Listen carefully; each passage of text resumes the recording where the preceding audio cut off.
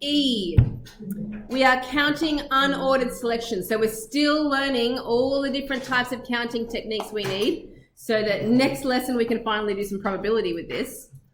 So, an unordered selection of distinct objects chosen from a certain set is a subset of the set. There is too many sets in that sentence, isn't there?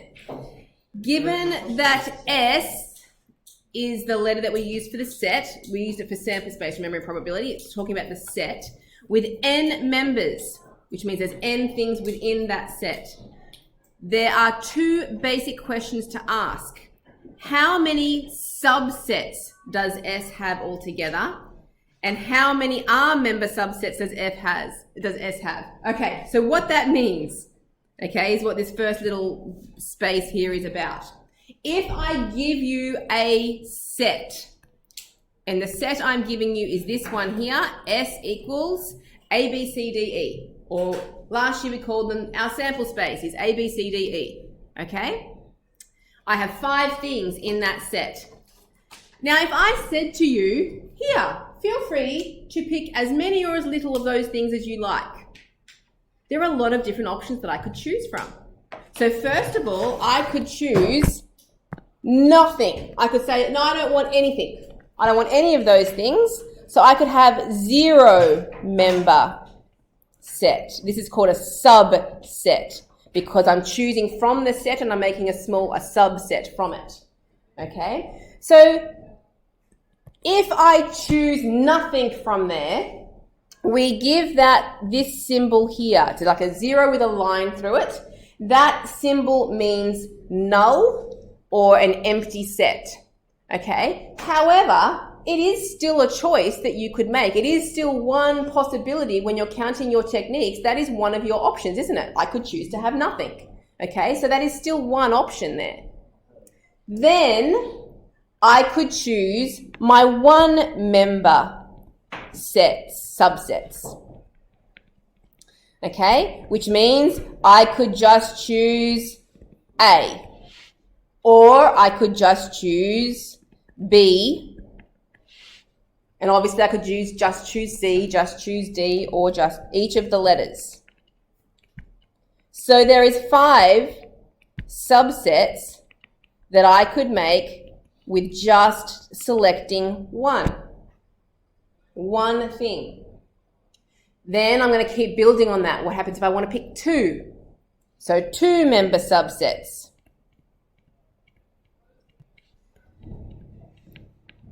Okay, and it starts getting more complicated. The more things I want to choose, the more complicated it gets. So I could get A and B, or A and C, or A and D, or, got to keep going, A and E, and then I'd have to move on to the next, let's put B first. What about B and, we don't choose B and A, because that's the same as A and B, right? But let's choose B and C, and then I could choose B and D, and, okay, there's still more, B and, E. Seriously writing everything? No, only for this. I'm not going to do the next one, don't worry. And then, what am I up to? C. That's up to all the B's done. I've got CA and I've got CB. So CD. CE. There's 1D. 1D, which is DE.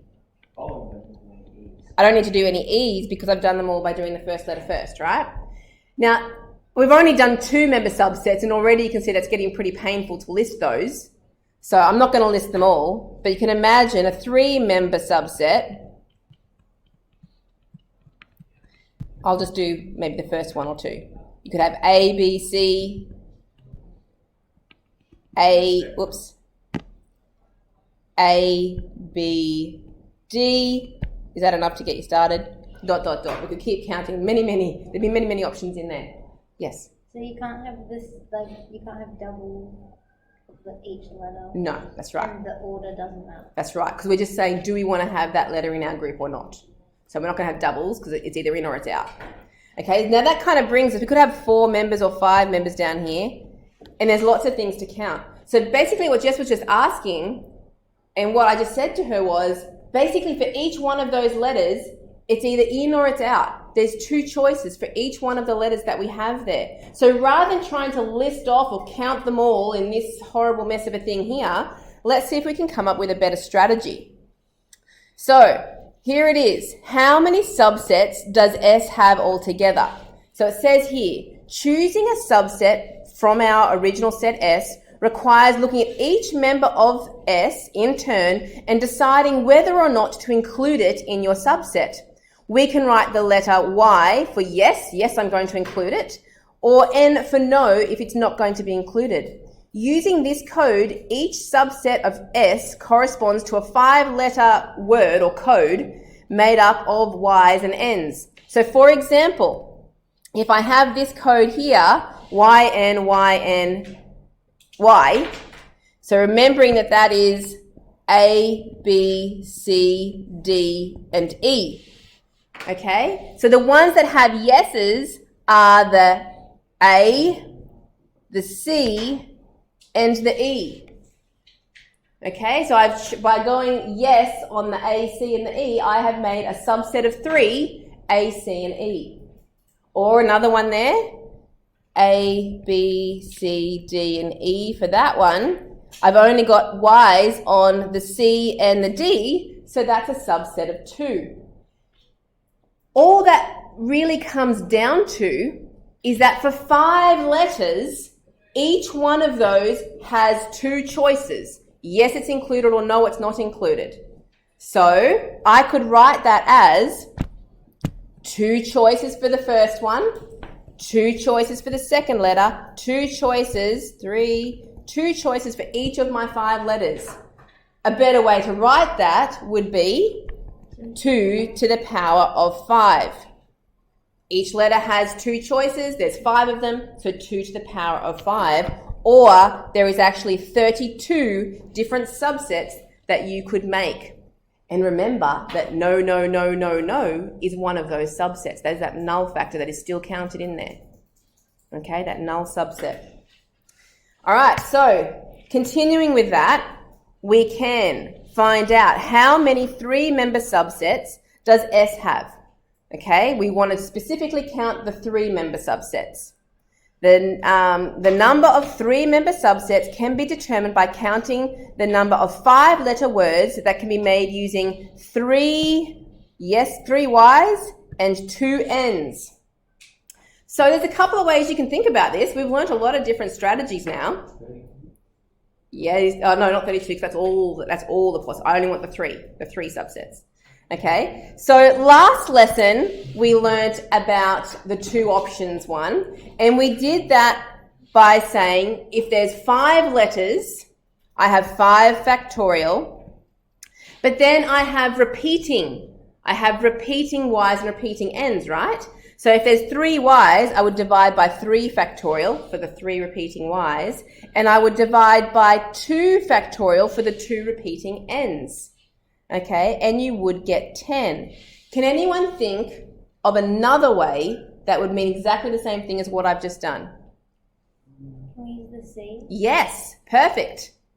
That fraction with those factorials on it, that is the combination formula. Okay, it means exactly the same thing as 5C3. I have 5 in my group, and I want to pick 3 of them. The order is not important. In fact, I want the order to move around where those yeses and nos are going to be. Okay, so these are combinations, in other words. So on the next page, that's what that gets into. These 2 results can be generalized to any finite set S with n elements. Okay, so what we've just done, the total number of subsets is always going to be, because there's only ever a yes or no, it's either in or out, it's always going to be 2 to the power of n, where n is the number of things that I'm choosing from. I had 5 letters before, which is why it was 5. Okay?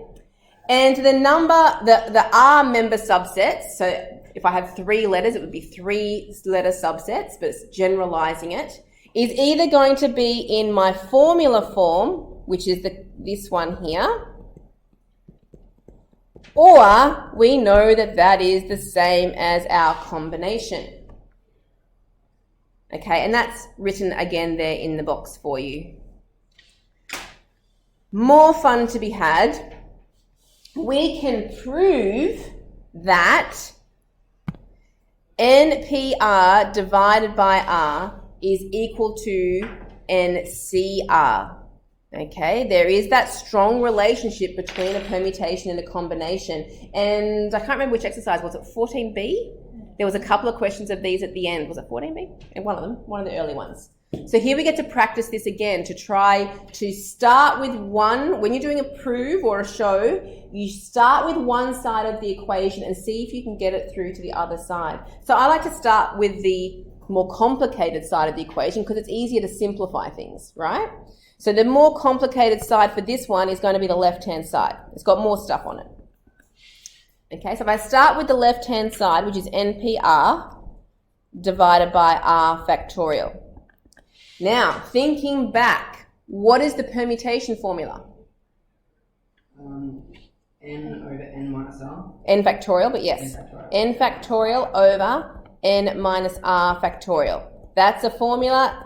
I'm pretty sure it's on your formula sheet that you need to be able to use. And we're dividing that by an R factorial. Now, an R factorial, we're dealing with fractions here. Let's put that over 1. Because instead of a divide, I'm going to change it into a time and flip that second fraction.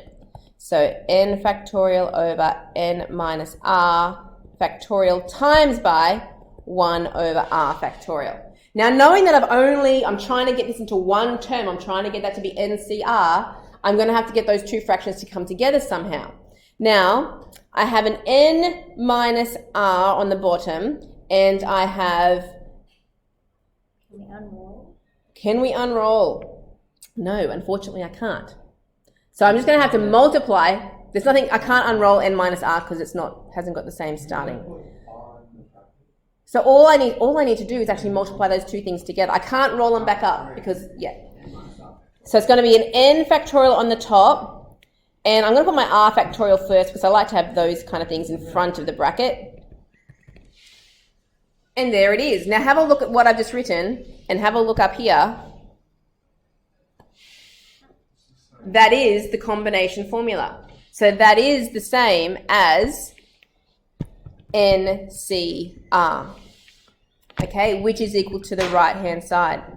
Okay, so that's the setting out of how I've done that. Is how you need to try and set out. So you see my left-hand side over there at the beginning, I've done all my working out, equals right-hand side at the end.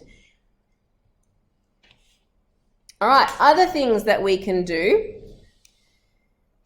Example number 1 here, evaluate 9C6. Now that's way too easy to do on the calculator. How about we practice with our form? You can do it on your calculator. If it was on, I wouldn't give you that on a test, sorry, it's too easy.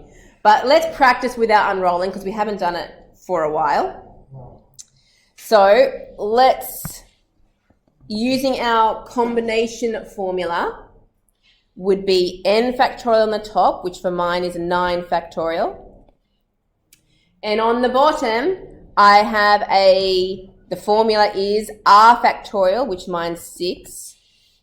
And then N minus R, that means I subtract those two numbers. 9 take away 6 is 3 factorial. Now, how do I simplify those? This is way back to the beginning of the year, first lesson. 9 times 8 times 7. Yes, very good.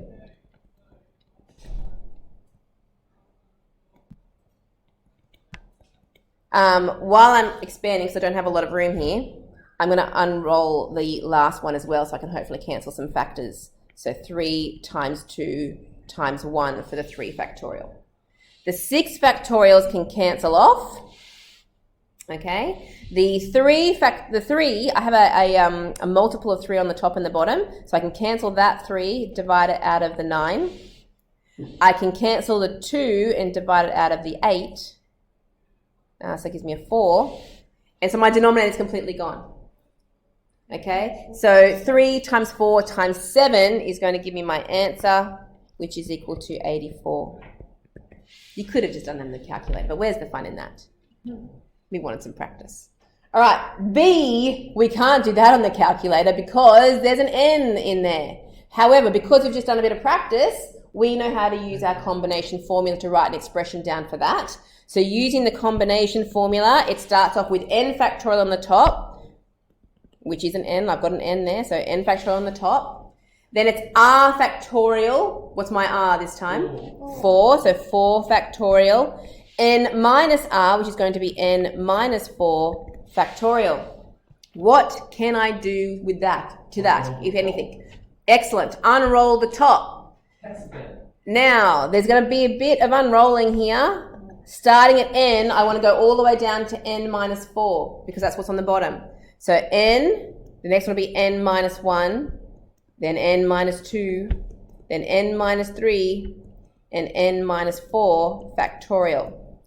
Over 4 factorial, n minus 4 factorial. Now doing that means that I can cancel off the n minus 4 factorial, which is always a good goal. We prefer not to have factorials in our expressions. Okay, so I can't simplify much more than that. All that stuff on the top, do not expand that out. That is far too big. Can you roll it back up? No, because it's not a factorial anymore. Okay, the 4 factorial on the bottom though, as I said, prefer not to have factorial, so 4 factorial is equal to 24. Okay, and that's it. That's just simplifying that expression. Question 2. Find 12C5 leaving your answer in factored primes. Okay, so again, doing that on your calculator is not going to give it to you as factored primes, but doing it like we did for example 1a will. Okay, so let's do that.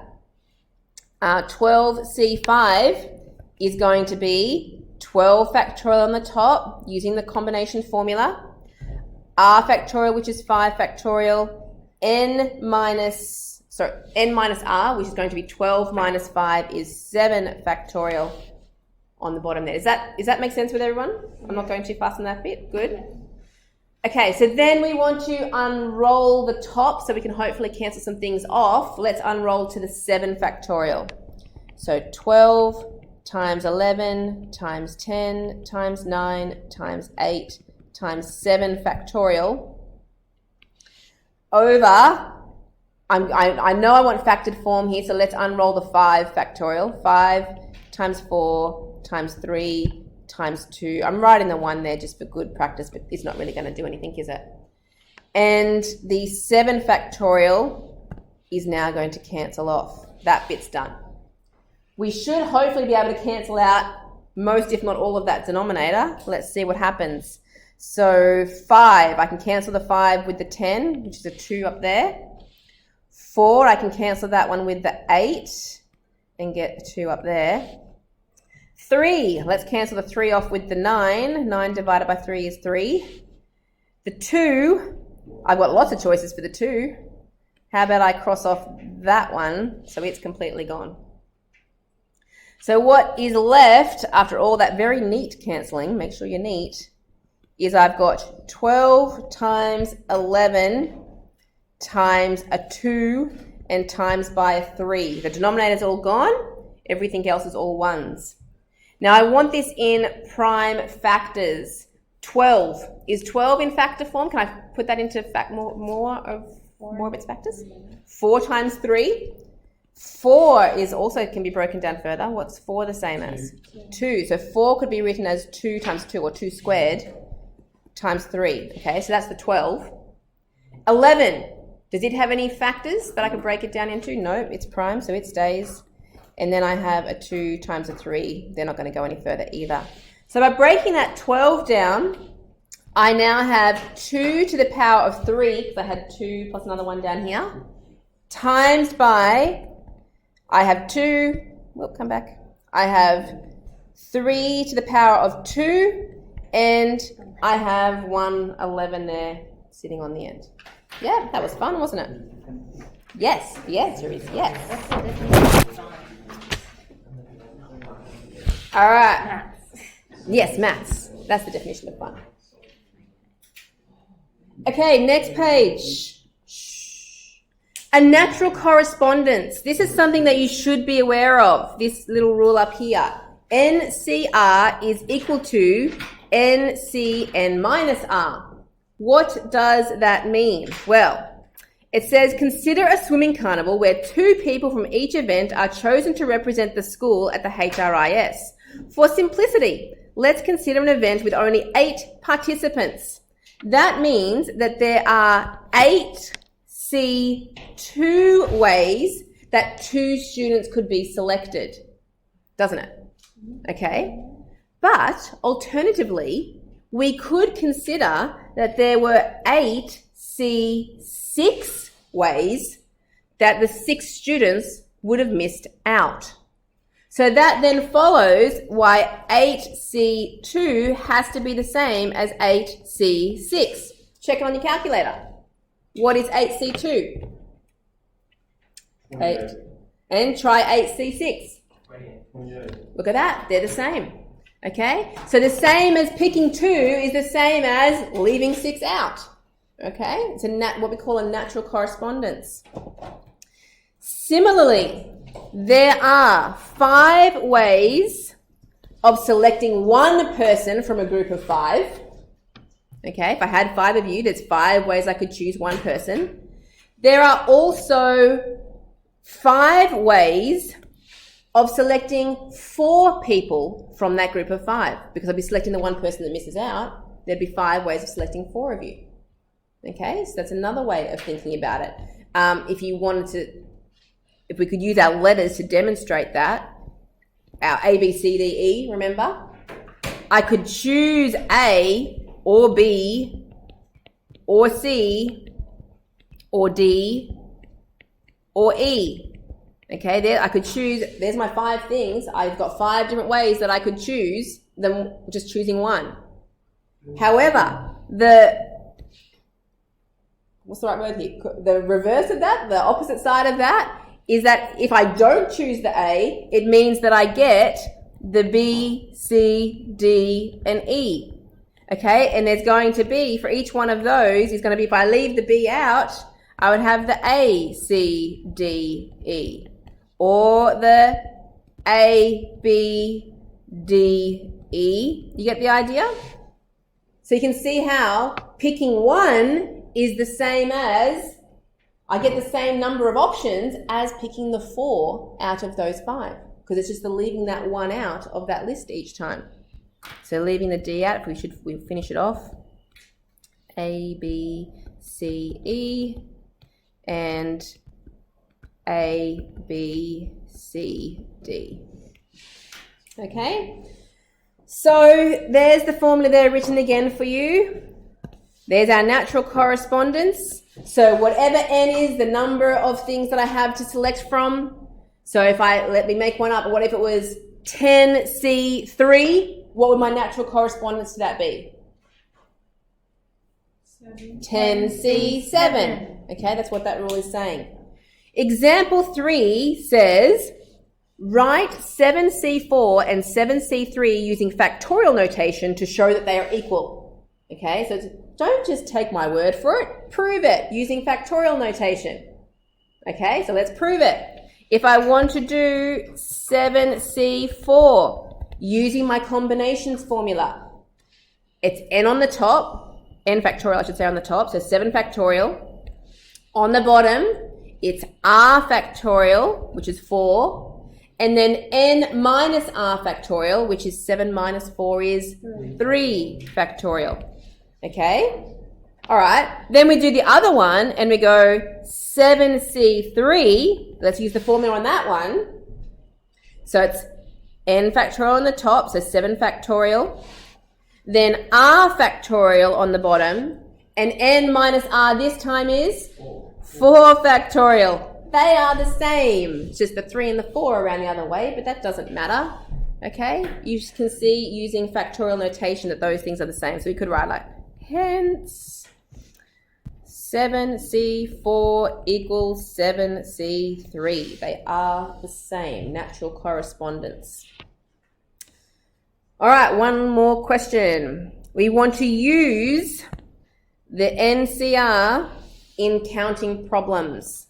So words such as at least, at most, not, and excluding suggest that problems are best solved using subtraction, perhaps. Let's look at example 4. A restaurant offers 6 different entrees, 8 main meals, and 5 desserts. Diners can choose to eat a 1-course, 2-course, or 3-course meal. How many options are possible?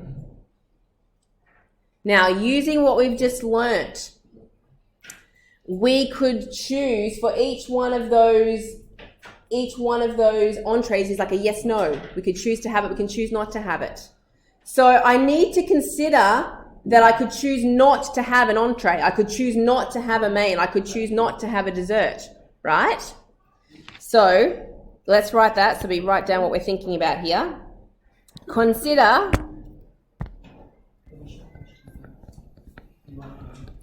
none, so the idea of not having one, to be an additional option.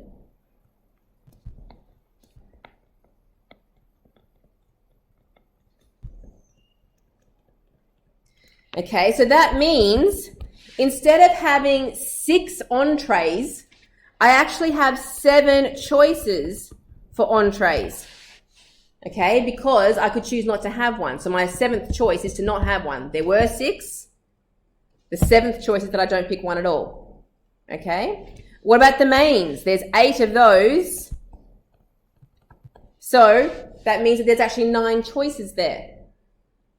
Okay, I could choose not to have one. And desserts, there was 5 of them. So I have 6 choices because I could choose not to have a dessert. Okay, does that make sense? So if I want to find the total number of options, now we did this on the very first day, maybe the second day. We could just go 7 times 9 times 6, the multiplication principle, multiplying those things together. We could be fancier though because we know combinations now. We could go 7 choose 1, 9 choose 1, or 6 choose 1, but it means the same thing because 7C1 is 7, 9C1 is 9, and 6C1 is 6. I don't mind. It looks way cooler to do it like that. Okay, but it means 7 times 9 times 6, which means there is 378 ways. However, think about it. There is one little problem. Can anyone think of what it is? You may not want a dessert. Yeah, we've already considered that we might not want a dessert. 2 of the same kind of meals. Okay, that would be a different question. It does say in there that diners can choose to eat a 1-course, 2-course, or 3-course meal. What have I accidentally counted in there that I shouldn't have? 1 course. No, I've counted that. Remember that I could have none, none, none. The way I've done that at the moment, I could have no entree, no main, no dessert. Remember that null, the 0 subset one? I've counted that in there, and that's not one of the options. I have to eat at least one thing, right? Okay, so we have to take one off. Okay? Just one. So just one. Since no meal is an option, it is one option. That means that the total number of meal combos, therefore, the meal combos is going to be equal to 377. Because there was that one option where I could go, nope, don't want that, nope, don't want that, nope, don't want that. So I take off that one. Because I'm going to a restaurant, I have to eat at least one of the courses. Yes? Hopefully. Yeah. All right. That's it. There's so many questions.